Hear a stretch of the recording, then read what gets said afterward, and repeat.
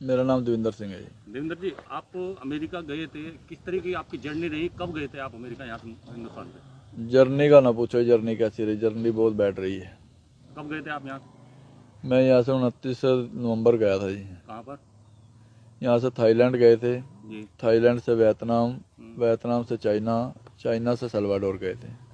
Salvador में फिर क्या हुआ? सल्वाडोर पे जाके हम वहाँ पे 2 दिन रुके, तो वहाँ पे उन्होंने पैसों की डिमांड की हमसे। कितने? जो माफिया था वहाँ का, जो हमें लेके गया था आगे। जी जी। तो वहाँ पे हमने कुछ जितने पैसे उन्होंने बोले हमने प्रोवाइड करवाए उनको। तो उसके बाद में फिर वो आगे हमें 2 दिन वहाँ पे रोक के फिर ग्वाटेमल के लिए ले गए। तो फिर हम वो ग्वाटेमल उन्होंने 2 दिन रखा हमें। तो जैसे जैसे वो नज़दीक लेते गए वैसे वैसे वो अपनी पेमेंट की डिमांडें करते रहे। तो फाइनल फिर वो मैक्सिको ले गए। तो मैक्सिको में जो उनकी पेमेंट सारी रुकी हुई थी, तो उन्होंने हमारे से वो पेमेंट ली, तो हमें फिर बॉर्डर क्रॉस करवा दिया वहाँ से। टोटल कितना पेमेंट आपने? 40 लाख रुपए दिया जी। कहाँ ये पेमेंट आपने मुहैया कराया था? ये हरियाणा में करवाया जी हमने मुहैया। आपके परिवार ने कैश लिया था? हाँ, ये कैश लिया है। उसके बाद फिर आपको बॉर्डर किस तरह क्रॉस किया गया? बॉर्डर वहाँ पे 15 फुट ऊंची फेंसिंग लगी हुई है जी, लोहे की। अमेरिका की? हाँ जी, बाउंड्री है।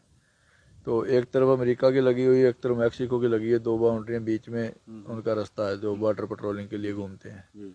तो मैक्सिको से क्रॉस करना पड़ता है, जो मैक्सिको वाली फेंसिंग है।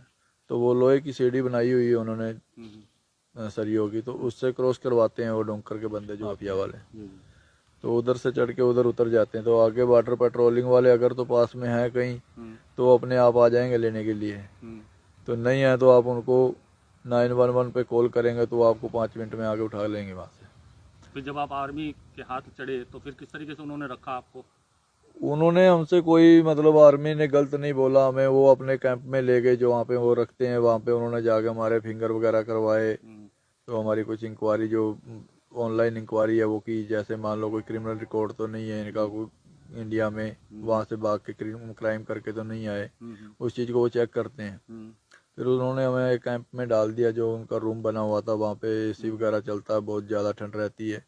सिंगल कपड़ों में रहते हैं। मान लो आप, आपको सिंगल कपड़े ही पहनने के लिए दिए जाएंगे।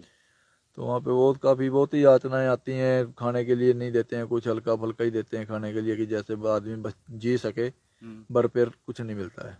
फिर इंडिया रिपोर्ट करके किस तरह लाया गया? फिर इंडिया के लिए डिपोर्ट की उन्होंने। वहाँ से कोई प्रक्रिया नहीं की। वहाँ से तो ऐसे लेके आए कि हमको जैसे कोई कंट्री हमें चोरी से निकाल रही है वहाँ से, कि इनको कहीं रफा दफा करना है। बेड़ियाँ लगाई गई? बेड़ियाँ लगाई गई, पैरों में भी हाथों में भी बेड़ियाँ लगा के ले आए गए।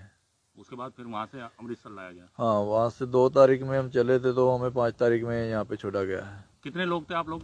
104 लोग थे इंडियन। जिन कैंपों में आपको रखा गया था, जो माफिया के कैंप थे जिन्हें 40 लाख रुपए आपने दिए हैं, और भी कितने लोग? माफिया किया तो अपने घरों में रखते हैं। मान लो जैसे 10 बंदे गए उनके पास में गए, तो 10 बंदों को 4 दिन रखेंगे, 5 दिन रखेंगे। वो तो आगे निकालते रहते हैं, वो नहीं रोकते हैं।